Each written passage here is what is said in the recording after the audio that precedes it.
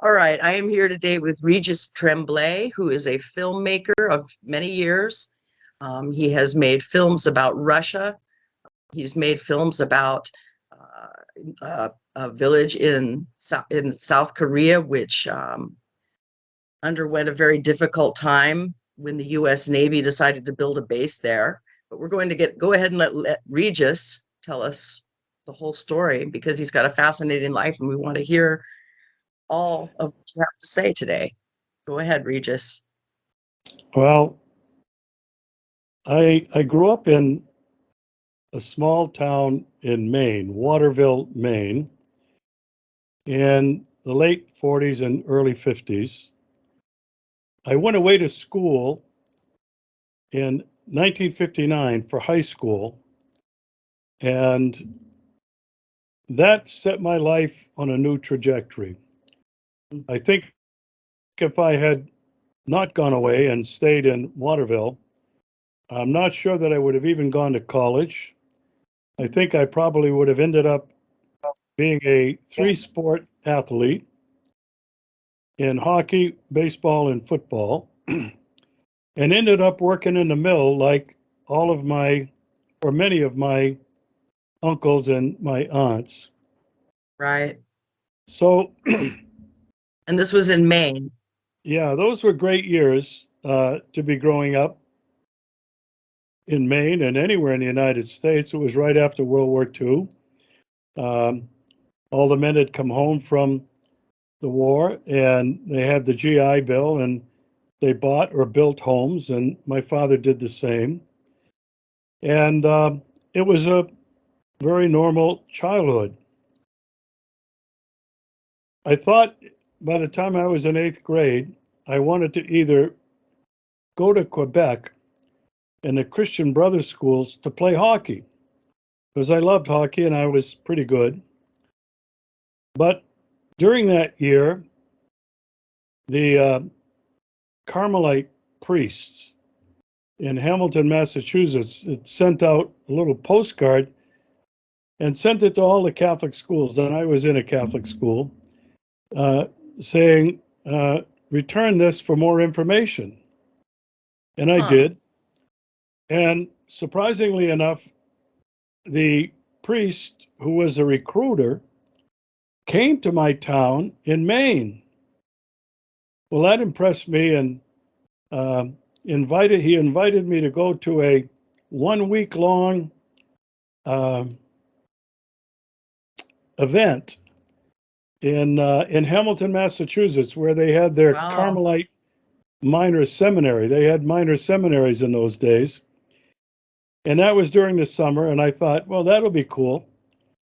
Well, I ended up going there, and it was quite a recruiting trick. Um, it played to everything a lot of young guys loved in those days was sports. They had a Yeah. swimming pool. We had a recreational room with everything from shuffleboard to ping pong to television. There was a huge study hall that they told us that this is where we would do our homework. And anyway, we got a tour of the whole building, and it was great. So I decided to go there, and I went there for 4 years.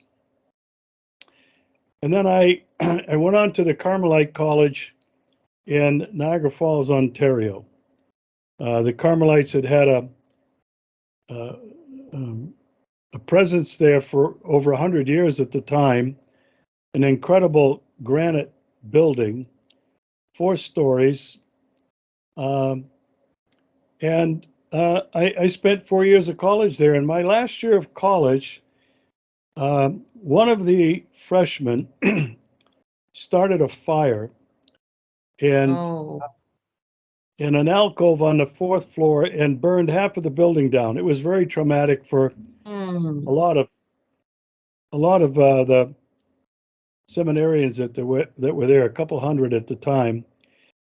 And I survived it without losing anything. I had moved my room to somewhere else so that wasn't burned. And at the end of the year, um, we were told that we would be going to Washington, D.C. to continue studying theology. or some of the fellows were sent out to work in high schools and in parishes and various ministries. Right. I was the only one from my class that was sent to Rome to study theology. Wow. And so To I the went to Rome. Vatican? No, the Pontifical Gregorian Institute University. It Mm. was a Vatican university where students from all over the world, seminarians from religious orders and dioceses, were sent there. And the idea is that they would be acclimated to Rome and all of the politics, and many of these guys would become bishops, and several popes had gone to the Gregorian University. Well, that was never So, my intention for going there. I just thought, gee, going to Rome and being there, a 5 minute walk from the Vatican, uh, wow. would be an exciting adventure. Anyway, I spent 4 years there. I graduated, I did my dissertation, and returned to the States, where I was sent to Phoenix, Arizona. By the So church. yeah, by the Carmelite order. I was a Carmelite Okay, priest. right, right. So that was 1972 that I came back to the States. I worked in a parish, was a hospital chaplain. I was in charge of a youth group, and I did that for 3 years. And then Wow. I was sent to Tucson, Arizona to teach in a Carmelite high school, Catholic school, Sal Point Catholic High School. And I taught there for 6 years, and I didn't teach theology. Ironically, the journalism teachers and the yearbook teachers had been fired, and Ah, I had complained that you can't do away with yearbooks and newspaper. You know, the school is 35 years old, and this is a historical record. So wow. Yeah. the principal, who was also a Carmelite, uh, and he said, "Well, okay, then if you want it, you do it." So I started teaching yearbook journalism and photojournalism, and I did Great. that for 6 years. I also coached the state championship golf team. I got to play golf for free every year because I was the golf coach.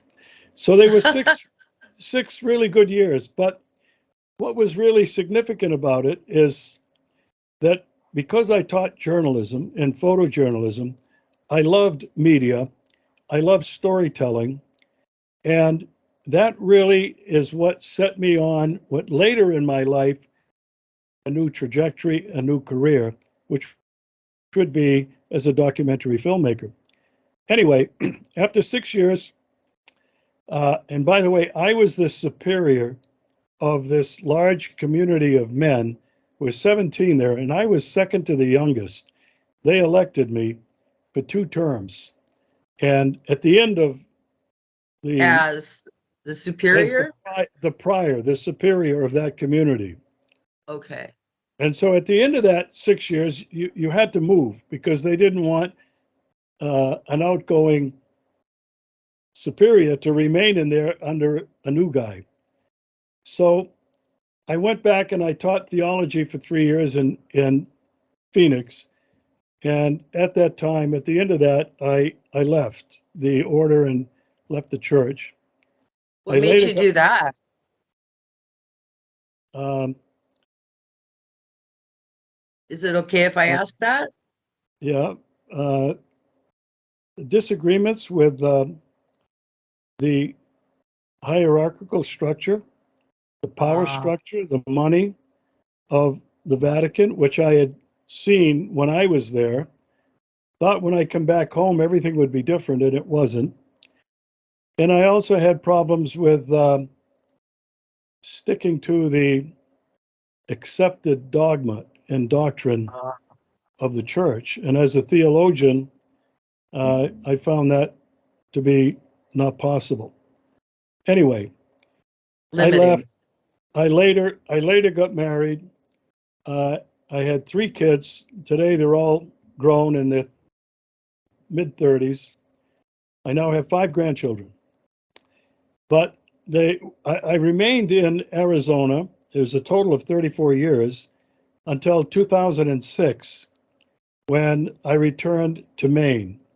The family was going to Okay. relocate there, and I returned with 2 sons. My daughter was in college at the time.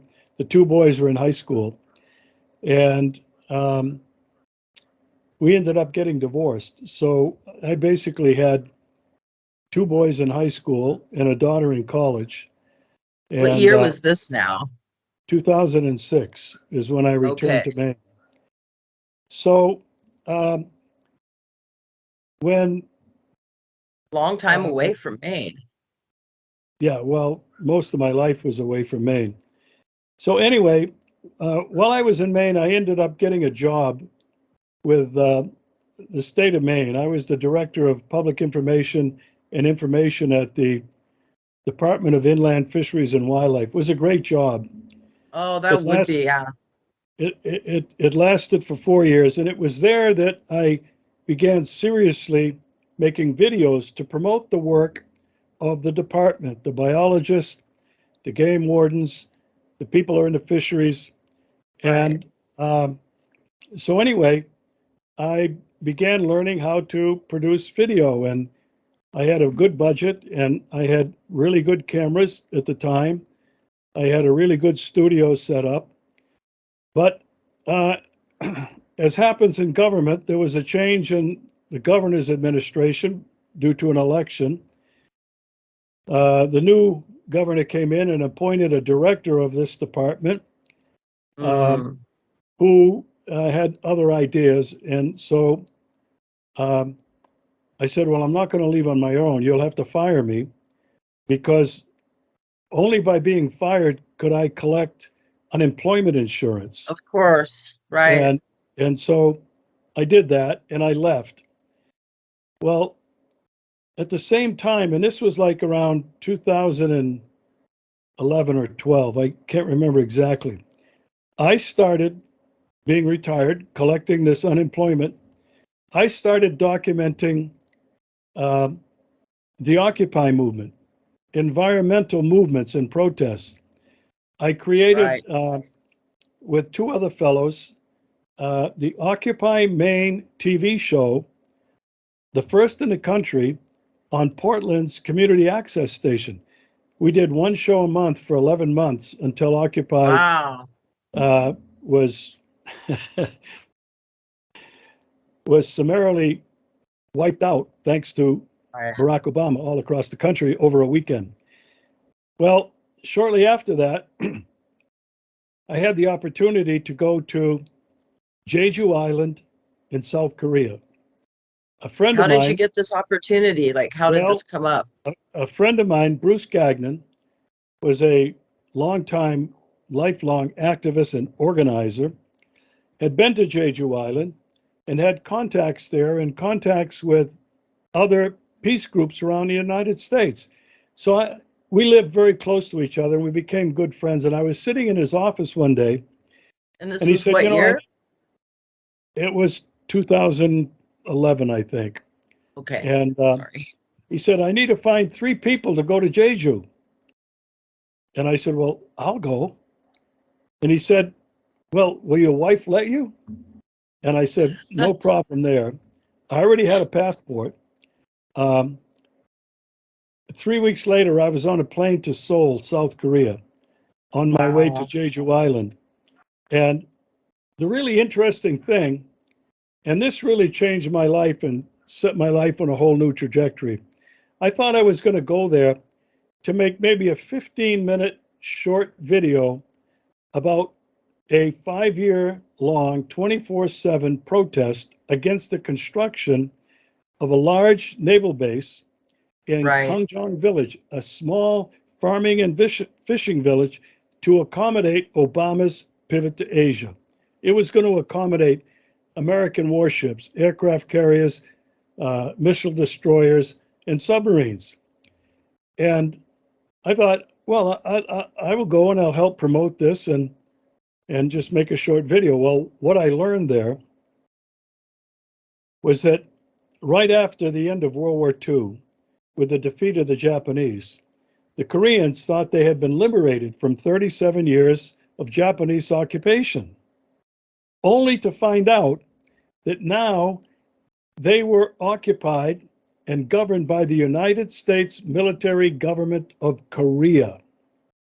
This was in 1945. Well, the people on this small island of Jeju were all peasants. They were not armed. They had sticks and stones.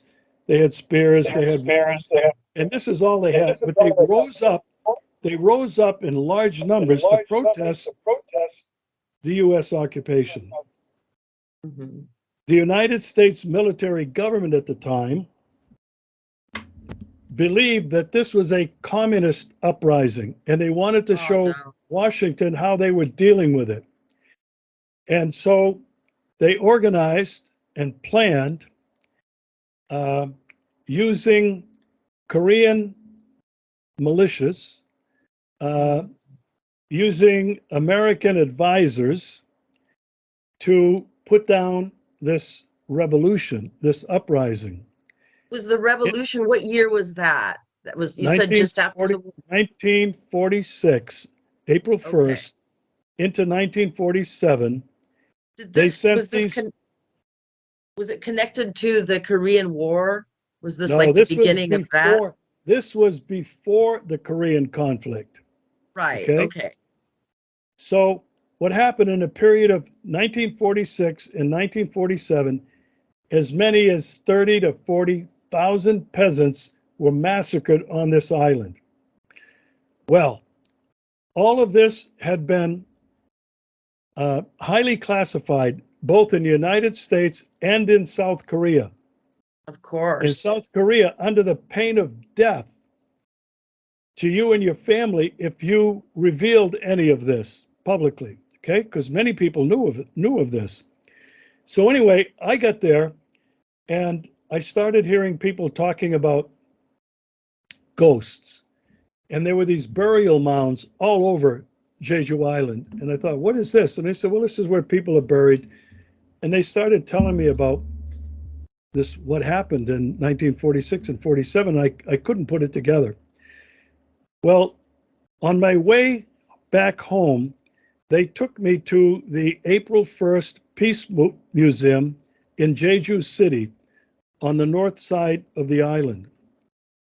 And I went in there, and there it was all documented with archival material, with archival movie films, okay, from back Wow. at that period of time. They had pictures and an incredible um, exposition. And I was filled with anger and I started to cry. I couldn't believe what my government had done there. And I almost didn't know what to think, but I was so moved emotionally that I thought, my God, this is not about a little protest. What I have discovered here has never been told. And I was told later by a man who became a friend of mine, a former Associated Press reporter who had been in Korea. He told me, you don't realize what you stumbled upon. You need to tell Wow. this. You need to tell this story. So I returned home, and uh, I was really troubled, very troubled. I had all of this material that I shot, and the curator of the museum on in Jeju City, the April 1st Museum, I met him when I was there. He agreed to send me archival material, which I included in the film. I realized I needed to learn more, and I went with my youngest son to the National Archives in College Park, Maryland, and did more research over a couple of days, more pictures, more corroborating video. And it was all And there.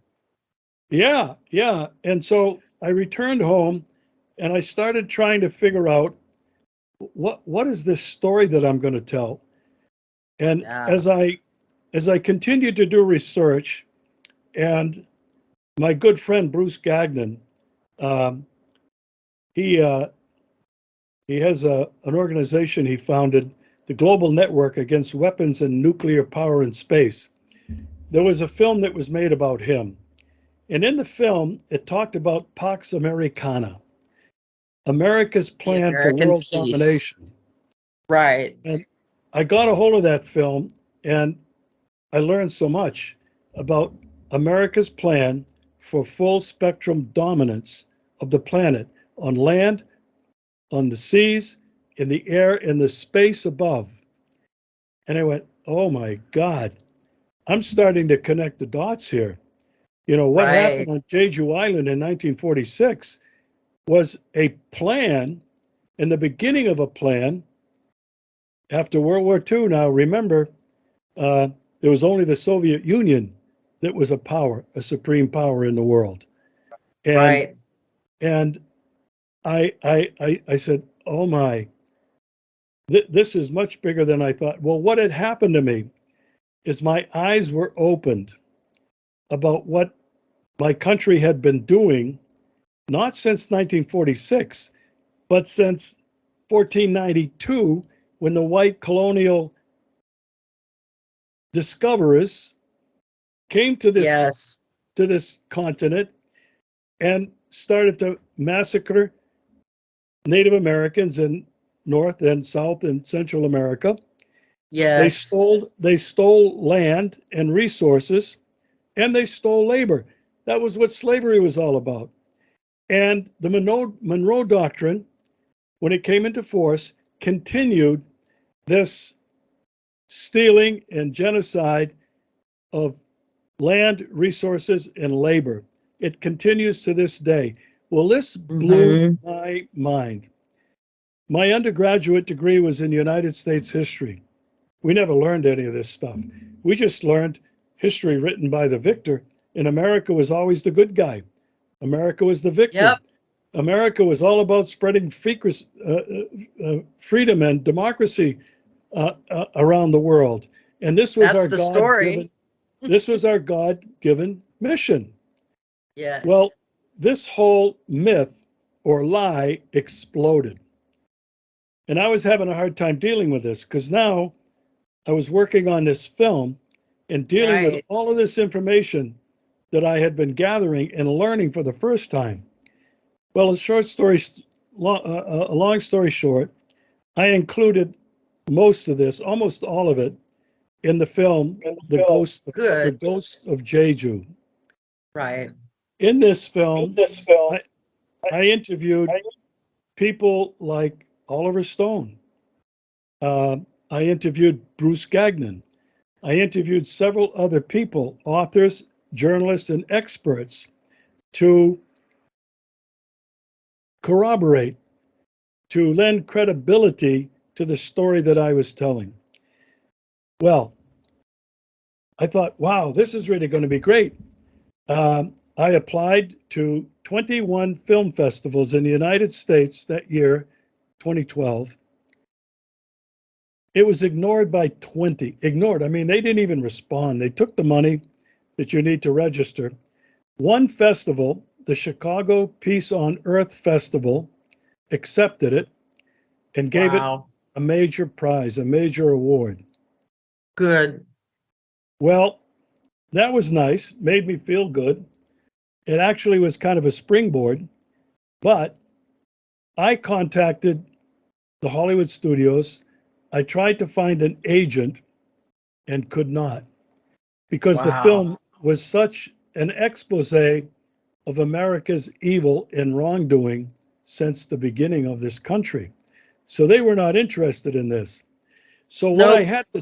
what I had to do, and with the help of some friends, Bruce Gagnon and others in the peace movement, I started contacting peace groups around the country. And I started the first of two cross-country trips with this film, The Ghost of Jeju. And I would go to each location, starting on the East Coast, going across the Midwest to California and then back. And I was retired. I didn't have money to do this. So what I did when I got to every place, I offered copies of the film. They were DVDs in those days for a donation. And I said, this is the only way I can get to the next place. And so I did Right. that everywhere I went, and people contributed. Now, in that process, two things were amazing. Even if people couldn't afford a $5, $10, $20 donation, I said, take the film for free. Promise me you're going to share it with as many people as you can. So Wow. the film started to get around virally, not on the internet today viral, but through people. Right. The other Word the of other great mouth. the other great thing about it is when films like this get into theaters, people will go and watch it. When the film is over, they leave. Nobody talks to each other. There's no interaction. Well, as I traveled around the country, lots of people wanted to see the film, but they also were curious to meet the director, and there would be a question and answer afterwards.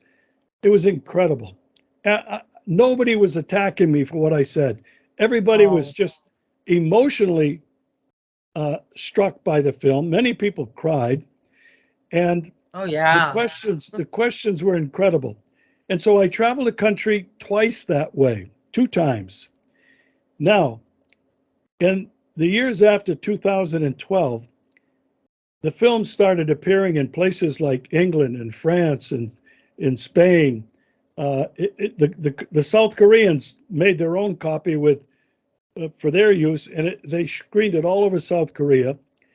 It's been translated into 7 languages now, including Wow. Russian and Mandarin, all by volunteers. I couldn't afford this. Of Um, course not. and, and so the film has really been an incredible success, but you can't measure it in terms of the box office receipts. You can't measure it in terms of how many views it was seen on YouTube, where it was No. posted with tens of thousands of views before my YouTube account was permanently deleted. Well, anyway, I want to get back to the trajectory. This whole experience set my life on a new trajectory. Absolutely. The year was now 2015. I was working on another film, 30 Seconds to Midnight, which was really about my fear of a nuclear confrontation between the United States and Russia. 2015 now. At that time, the doomsday clock had it at 3 minutes to midnight. I wish Doomsday. we were still there. Yeah, the end of life on the planet. And in order to finish this film, thought, well, I have to go to Russia to find out for myself what Russia is really like. Because by now I was not believing anything coming from the United Right. States. Absolutely nothing. And so, fortunately, I was invited, all expenses paid, with two other Americans, Bruce Gagnon and another friend, Philip Willado, invited by the mothers of those who were massacred in the 2014 massacre in Odessa, Ukraine, in the Union Trade Hall. This Right. was in May 2nd, the anniversary in 2016. We went there.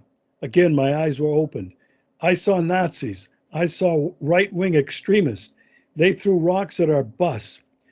We were brought Yes. there as international journalists, and there were many others from other countries, to be a protection for the mothers when they were celebrating the anniversary. And from that, I got an invitation to go to Moscow to attend the May 9th celebration, victory over Germany, the military parade, and the March of the Immortal Regiment, all expenses paid. Well, on that trip, I not only went to Moscow, I went to St. Petersburg and I went to Crimea. And I went to Crimea because I had to find out for myself the truth about Crimea returning to Russia. Again, my eyes were opened. I met many people. I interviewed people. I interviewed them about everything from President Putin, is he a dictator, Is he an assassin? I interviewed people about LGBTQ rights, gay marriage. I interviewed them about all kinds of topics, and I made a short film about that. Well, I came home and I finished the film, which I call 30 Minutes to Midnight. I believed at that time we were that close, not 3 minutes, but 30 seconds. 30 Now, seconds. if I were to publish that film today, the title would be The Final Countdown. 5, 4, 3. Yeah, we know what happens. That's how close we are. Well, anyway, that was in 2016. The film was completed in 2017. Same thing. I had to travel the country to spread this film, and it started going crazy. People were loving it.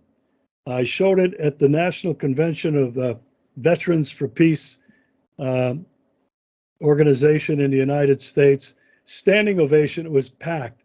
There was no other talk or event during that entire conference that was packed like those that saw my film. The banquet on the last night was delayed because people would not leave the film screening and the question and answer.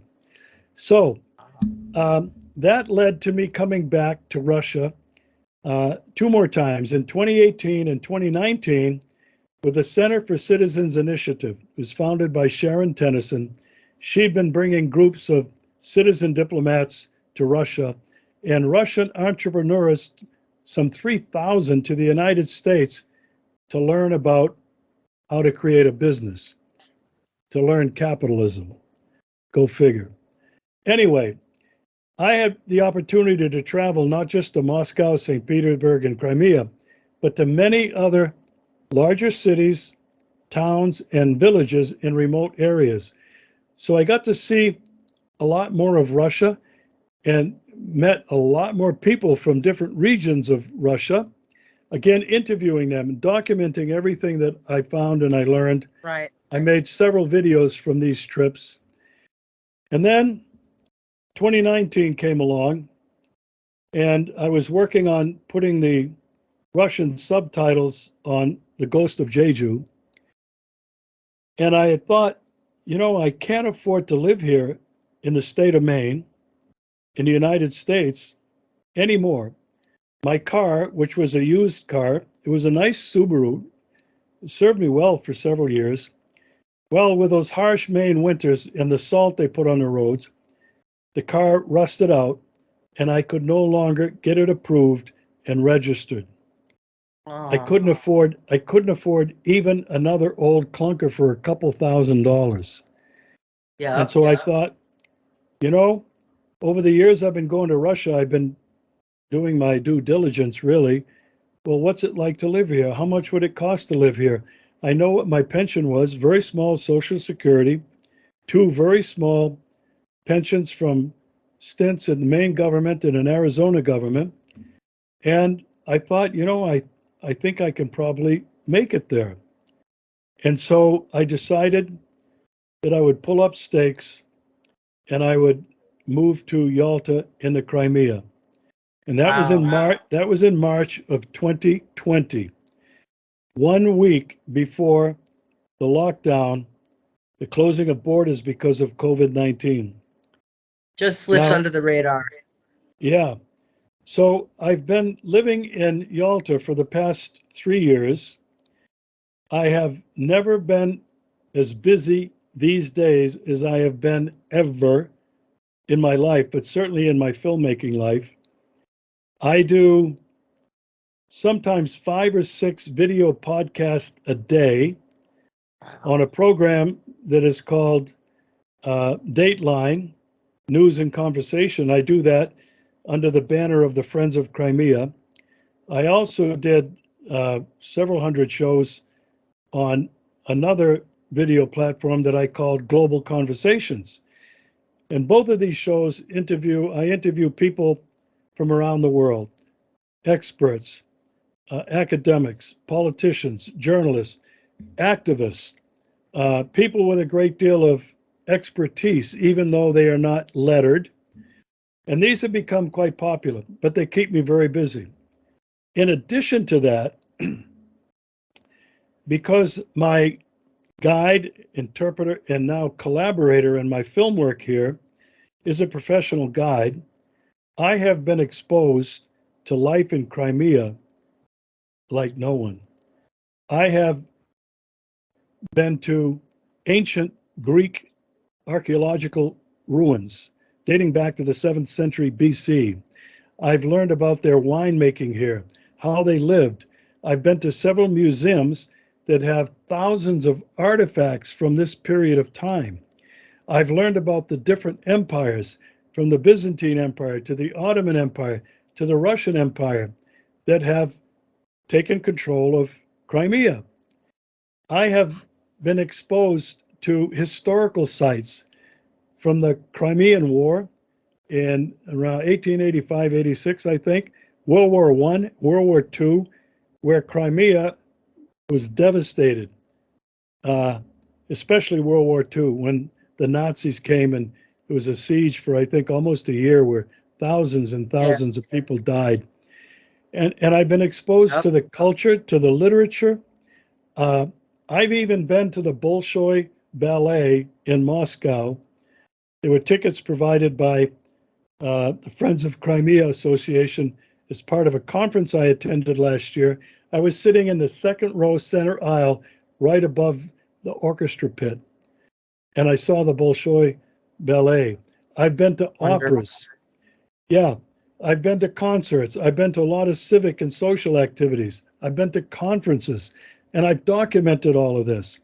And the whole purpose of this, Deborah, has been to try to show to Americans, my friends, the many disbelievers, the truth that I have discovered about Russia and Crimea.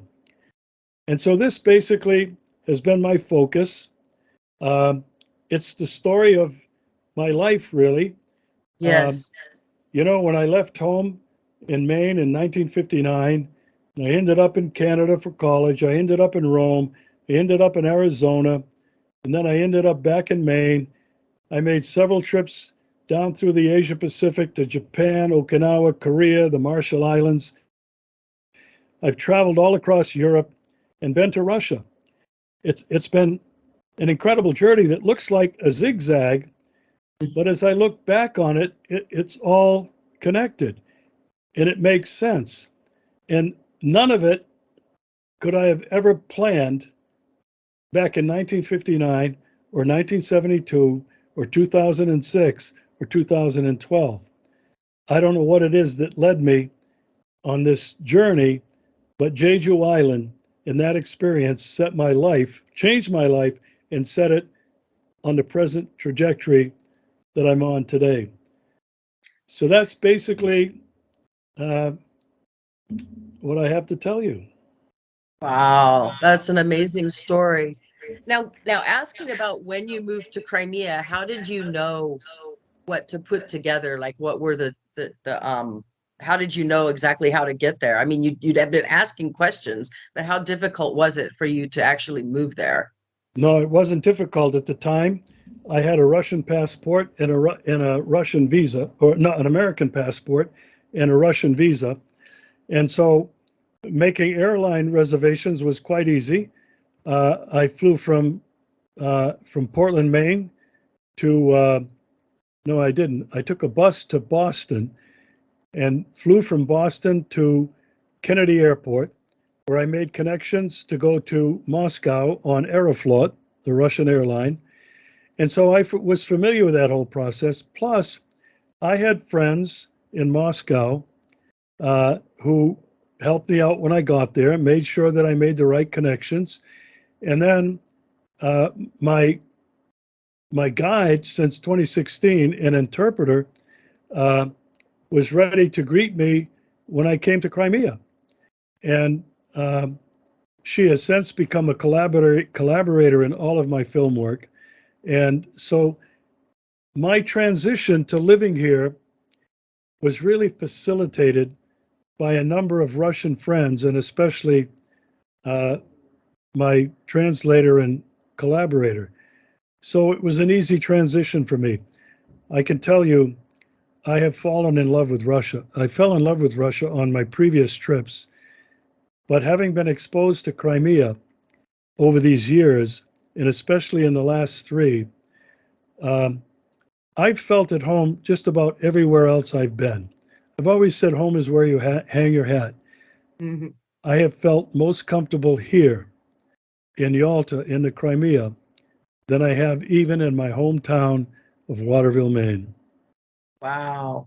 Now, looking back on it all, going back to when you were in high school and you wanted to be a sports star, an athlete, any regrets that you didn't take No, that path? no, of course not. Of course not. No regrets.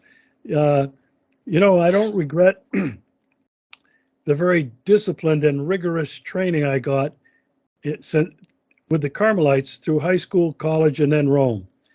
I received an incredible education that I can't even quantify in dollars. Uh, I was exposed to so much. We studied philosophy, we studied epistemology, we were taught to think critically. Um, and I don't know what it was in me that motivated me to leave home in the first place, motivated me to leave the United States to go to Rome to study theology, and then to travel all over Europe. I have no idea. There's none of that in my family. Uh, but but I don't know. It's some kind of a magnet, something or other that I can't describe that has led me to where I am today. And people have asked me, "Do you regret coming to Russia?" And I say, "No, I have no regrets, but I have three wonderful children, five grandchildren. I do miss them, and I may never see them again in person. We do Skype and we do, uh, video chats, and I miss a few close friends, but I have no regrets. This is where I'm meant Mm. to be right now in my life." And how have your family and friends taken this? Like, have they been understanding? Have they listened to you? Or have they said, oh my God, he's a Russian propagandist now? Like, how has Yeah, been the response? yeah. Basically, that's it. Um, two of my boys were in the military. One of them was a Green Beret. He just came out in December with a complete medical disability, combat related injury. So he's full Mm. retirement. Um, he, as a Green Beret, they test them in terms of learning a language. They all have to know a second language. He tested out for Russian. He is quite fluent, and I don't know about fluent, but conversational in Russian. And I envy him because I'm not. Um, we we we talk and we do video chats several times a week. I was very close to all three of my children. The younger son became an Apache helicopter pilot, and I think both of them have had a hard time with me coming here to the Hmm. enemy, America's enemy. But they also have been pretty open-minded, and I think understanding. At least I hope so, because as a parent, um, I've supported my kids even when they screwed up big time, when they got in trouble, when they made certain life choices in their adult life that, you know what, I didn't think were good. I was always there and always supported them. I would hope that I could expect the same. My daughter, who's the eldest, uh, was a school teacher. Um, she now is a mother, has three children, and one of them is 10. Another one is like maybe 2.5, and another one is like 1 year old. Uh, so those are my three children. My daughter doesn't want to talk about politics, but she did say on one time that her 10-year-old, who's now, I think, probably 12, uh, said, "Why did Grandpa Regis desert us?" Mm. Now, he didn't come up with dessert on his own. I can tell you that. Uh, Right. maybe he said, why does Grandpa Regis not come see us? So, what we've all decided is basically to leave the politics aside. Yeah. The, Sometimes that's the best way to go. the oldest son, when we talk about what's going on in Ukraine, United States, and Russia, he said, Dad, the politics and the politicians in the United States are all corrupt. The top command are all yes men. They don't get there unless they say yes to whoever it is, Obama, you know, Clinton, Bush, and now, what's his face? Senile old Joe Biden. So we've decided to leave that aside, and we've been able to Yeah. maintain at least communication on a regular basis. So that's kind of now. I've lost many friends. I can't tell you, classmates that started out with me in high school in the seminary in 1959. Many of those went all the way through theology. All but three of us left, and we've been in contact over the last few years. And I'm afraid that most of them have swallowed the Kool-Aid, and they look at me as a Russian propagandist, a Putinista, a traitor. Yeah, we don't have any communication. So It's sad. that's the price you pay. You know, that's the price you pay. But Yes. you know what? I really do believe that people that are like me, who are searching for the truth in a country of lies, um, and try to expose that, uh, we're all doing the same thing in our own way, trying to educate and open the eyes of our countrymen as to the truth about the United States and its endeavors, its actions, its interventions since the very beginning. Now, another question. You left your wife in the United States. You divorced, right? Did you find any new love in Russia? Not yet. Ah, all right. So that you're still looking, or just You know, I've always said, and uh, people who get on these dating websites, and I did that, okay, after the divorce, I did that. And it never worked out good for me. And I came to the conclusion that if it's meant to be, the right person will just appear. And I will not have found that person because I was out there aggressively, intensively searching. right. Uh, so who knows? And how about God? After you left the church, did you become more skeptical, or are you still devout? Oh no, I'm not devout at all. I guess I'm an atheist or an agnostic. Uh, I don't deny that there's a force in the universe. And I'm a trained theologian. I swallowed the whole thing hook, line, and sinker. But over the years, I began to re examine all of it.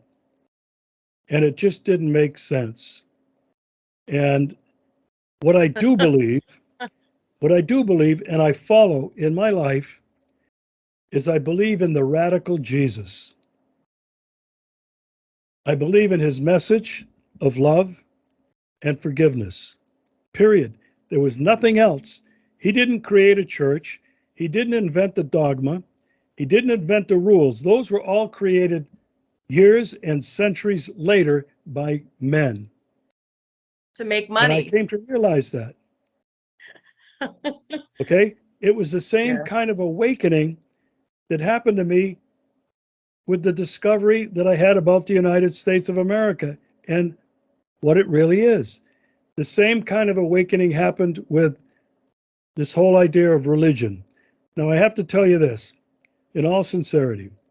Religion, in my opinion, is about control and population manipulation. It's always been sin. And all the religion, many of the religions have excommunicated each other. They all, Hmm. you're wrong, I'm right, you're going to hell, and we're not, blah, blah, blah, blah, blah. Religion We has been, have the truth. It is our truth well, only. religion has been the cause, religion has been the cause of wars throughout the ages. Okay, Yep. there's no doubt. Now, I don't have any use for organized religion, but I do respect the religious beliefs of other people, whether they be Yes. Christian, whether they be Muslim, whether they be Hindu, whether they are Buddhist, which is not a religion, it's more of a philosophy. Okay, I respect all of that. I just, for myself, and to answer your question, no, I'm not a churchgoer. I'm not devout. I'm very spiritual, however. Uh, Mhm. and I'm very understanding and respectful of other people's beliefs. It sounds like you fit in Russia. I mean, they don't have, they're not very fond of proselytizing there, are they? Well, I wouldn't call it proselytizing, but I'll tell you what, since the fall of the Soviet Union and the administration of Vladimir Putin, the Russian Orthodox Church has flourished everywhere, Oh in big yeah. cities, in towns, in remote villages. There are new Orthodox churches and cathedrals going up everywhere, and they are incredible. They are magnificent.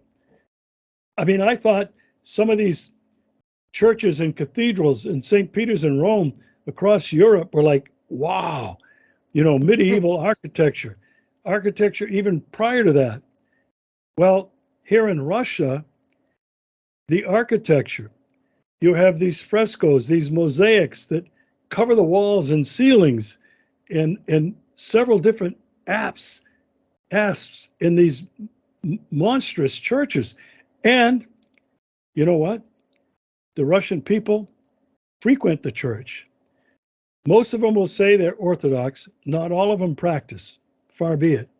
But I'm going to go to Easter, the Easter Vigil, in 2 weeks with my interpreter and collaborator. It's a 4 hour service, 4 hours. Catholic service always limited to an hour because you had to clear the parking lot for the next service. You understand? Well, here, Yeah. the ordinary services are 2 hours. The Easter service is going to be 4 hours. You And got to stand all that time too, and, I think. and for a Catholic, there ain't any pews or kneeling. You Yeah. stand for the whole thing. Now, I'm going to make sure that we get there early enough that I can find a place with the old babushkas and old people to sit because they have benches around Yeah. big churches. And so I'll stand, but then when I'm getting tired or whatever, I'll sit down. I would also try to sneak a few video clips with my cell phone because it really is very impressive. The Russian Orthodox liturgies. I have to say this as a former Catholic priest. Um, their liturgies are incredible.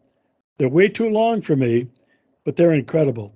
The singing, the chants, the incense, the participation of the people. And, people during the ceremonies walk around, kids are running here and there, people are talking. Some people will leave. They'll come for part of it and then they'll leave. Some people will not be there in the beginning and they'll come at the end. Geez, when I was a Catholic priest, if somebody came in after the service started, they might have got the stare down. And Oh yeah. if somebody left to get out in the parking lot, to get out of the parking lot before the rest of the crowd got out there, oh, I'll tell you what, The look of look down shame. upon that. But here, it's so relaxed, it's so communal. And I do appreciate that part of it, even though, I understand ritual and I understand myth. I understand the architecture of these buildings, the smoke, the incense, the candles. I get all of that. It really does help people transcend their reality into